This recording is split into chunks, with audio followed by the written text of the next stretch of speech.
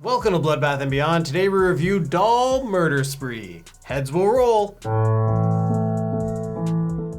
Directed by Reyna Young, starring Moses J. Moseley, Connie Jo Sechrist, and NXT superstar Shotzi Blackheart, one of my favorites. I heard the murder scene was really gruesome. This movie's about a group of students doing a project for school, going to an abandoned house. So they're there to try and document if there were murders in the house or whatever, so that they can get a passing grade for their school project. We're going to be filming and documenting all weekend, trying to catch whatever paranormal activity we can. And eventually we find out the Larson's kids, now grown up and deformed, are still there and they're killing the students. So what do we like? I like Shotzi Blackheart. I'm here for it. That's the reason why we watched the movie.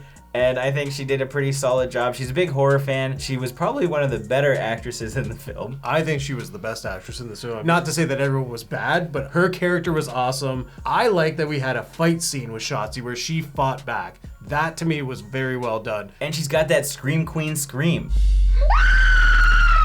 She's good. I mean, we've heard her howl all the time, but she's got some pipes on her when it comes to screaming, and I appreciate that. It is interesting that there's a sex scene with her. Didn't see that coming. Yeah, Shotzi nudity? Who would have thought? I don't know if WWE even knows this is a thing. Now, we don't talk about nipples that often on this channel anymore. We used to back in the day.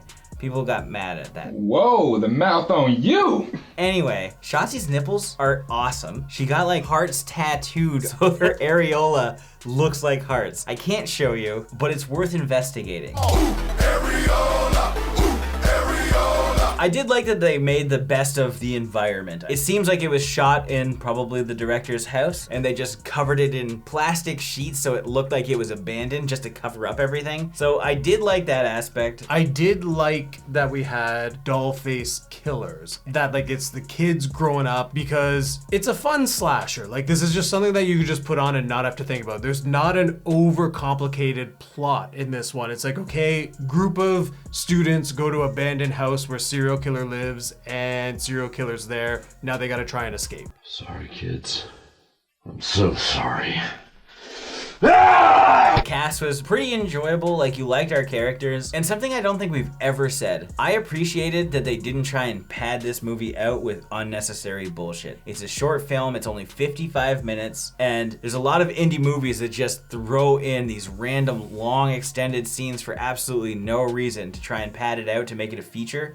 But this is just like, no, this is what I got and this is what we're delivering. I also thought our killers were badass. The Larson boy, I forget what his actual name was. He was grabbing like fists midair, snapping limbs. He was a beastly killer. And then there was like the wild card and his sister. The killers were pretty cool. I wish we did see more of them, but we'll talk about that. Well, we can go to the dislikes. I wish there was more of the killers. Obviously, this is a short movie, so you needed to build up the reasons why we were going there. But when they came out, they did kill. Most of the kills were off screen, which is unfortunate, but there were a couple small practical effects that were okay. I just wish they went a little bit above and beyond, I think. There's a decapitation that looked really cool, but like you only see the aftermath for a split second. I think the editing could have been done a little bit better to show the small amount of practical effects that they did have, because there's also like a guy cut in half, but you don't really see that because it's kind of just a really quick shot, and well, there's some other distracting elements. Probably the biggest, most evident one is that there's this grain and this vignetting on the entire movie that just cheapens the whole product, which is unfortunate. How many times do you have to apologize? Probably a million more times. You can tell like potentially they actually did a good job with the production value of lighting it, but then when you throw this filter effect over top, it like lowers the quality of the film. And that's kind of sad, because like usually we complain like they didn't do a good job lighting. Well, in this case they did, they just did a bad job with the post-production. Yeah, arguably it was probably because it's like, oh, we want to go for like an 8mm, 16mm, like old school throwback vibe. Throwing a grainy filter on any movie almost always looks bad. Whoa, Nancy, what kind of party is this, girl?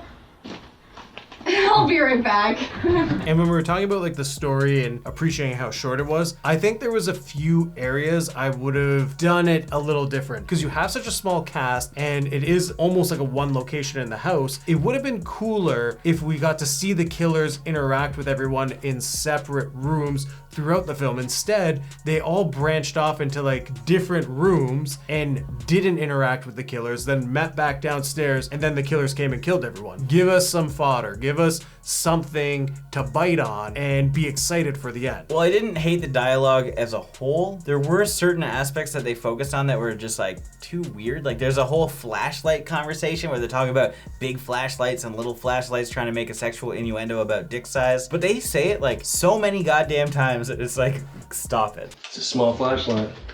Screw you. She definitely gave me the big flashlight.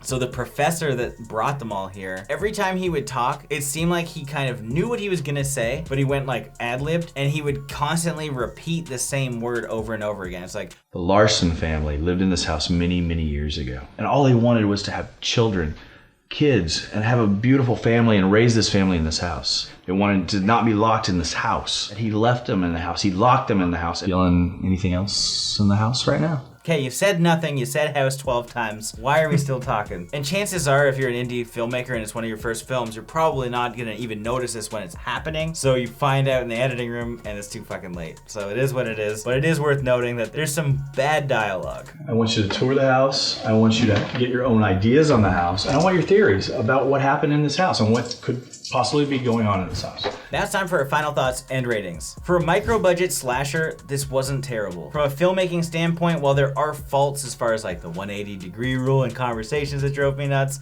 the lighting and everything, the framing, everything seemed pretty good. I was distracted by some of the filters and the vignetting on the whole movie. The characters and the acting were pretty good from everybody, considering that most have not been in much, but there are a few standouts that, again, are a little bit distracting. The killers were cool, but I wish we saw more of them. And of course, I love seeing Shotzi Blackheart. So we're definitely gonna watch the anthology from the same director, Forgotten Tales, which also stars Shotzi Blackheart. But for this one, it wasn't bad. You can check it out. It's pretty short. It's not a huge investment. And if you don't dig it right away, then it's whatever. It's not gonna waste too much of your time. So I'm gonna give this 2 doll collections out of 5. So bizarre, but I kind of want to take one home. I really didn't mind this film. There are a lot of things that I'll talk about that may come off as negative. It's just basically simple things that may be able to be fixed if they were to do another film. Like I kind of mentioned, you kind of want your kills to be spaced out, and when you have such a short film, it would be better to not have everything just like rush in at the end. You want to like take it all in and appreciate it, and that's something this film didn't do with the story. You had cool killers, you had cool characters, and you had a great location, but they didn't utilize it to its full potential. I wasn't necessarily bored when I watched this film. Like, I did like the story and I did like how our characters interacted with each other. The pacing just could have been better. As a wrestling fan, of course I'm gonna be excited to see a wrestler in a horror movie, and Shotzi was fantastic in this. I absolutely loved watching her in this film. I thought she did a great job, and I would be down to see her in more horror films. I just want all my wrestlers to be in horror movies. All your wrestlers. All mine. All our wrestlers. Our wrestlers. Next up is Otis. That's what I'm hoping for. I want to see Shotzi being chased by Otis in a plastic covered house. That would be insane. Shotzi and Alexa Bliss. Hey, and she's got a doll already. Yeah. Doll Murder Spree 2. Perfect. Throw a doll mask on Otis. Oh my God. So long as he does the worm with an axe in his hand, let's go. Would I check this one out? Definitely. I would totally watch this just because it's something you just throw on. They did a good job with what they had. My rating item may seem lower, but that really comes down to production value and how this film flowed. So with that being said, I'm gonna give this film 1.5 what every horror movie needs out of 5. Nudity, huh? Nudity. Like this. As always, thank you for watching. Like this video and comment below with your thoughts on the film if you've seen it. If you haven't and you do want to check it out, links are in the description. And if you have some wrestlers in horror movie, indie films, give us all those recommendations. Drop them in the comments. We always want to see them. And if this is your first time here, make sure you subscribe to the channel, stay up to date with everything Bloodbath and beyond.